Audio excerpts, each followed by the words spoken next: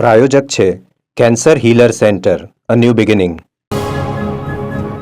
જૂનાગઢમાં ભાજપના કોર્પોરેટરના પુત્ર સામે ફરિયાદ. ભાજપ કોર્પોરેટરના પુત્રએ માર માર્યાનો આરોપ છે. ખામધોળ ચોકડી નજીકનો બનાવ. બે જૂથ વચ્ચે માથાકૂટ બાદ પોલીસ ફરિયાદ. તો 8 શખ્સો સામે ફરિયાદ નોંધાઈ છે. પાઇપ અને છરી વડે હુમલો કર્યાનો આક્ષેપ છે.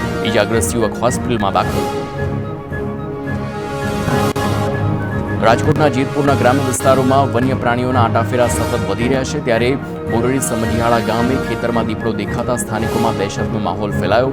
ખેતરમાં ઘઉંના પાકનું કટિંગ થઈ રહ્યું હતું તે સમયે જ દીપડો ખેતરમાંથી દોડતો પસાર થયો હતો, જેના દ્રશ્યો ખેડૂતે જ તેના મોબાઈલ કેમેરામાં કેદ કરી લીધા છે. જોકે વિડીયો વાયરલ થયા બાદ ગામના ખેડૂતોમાં ચિંતાનો માહોલ ફેલાયો.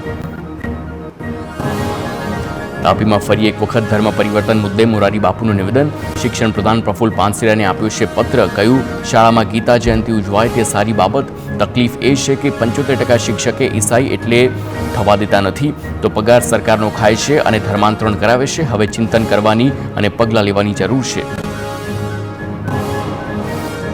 મોરારી બાપુના નિવેદન પર શિક્ષણ પ્રધાનની પ્રતિક્રિયા. કોઈ પણ ધર્મની પૂજા અર્ચના સામે વાંધો ન હોઈ શકે, પણ વિદ્યાર્થીઓને ભોળવી ધર્મ પ્રચાર થાય તે સાંખી નહીં લેવાય. મલિન ઇરાદા હશે તો ચોક્કસપણે કાર્યવાહી કરાશે તેમ જણાવ્યું.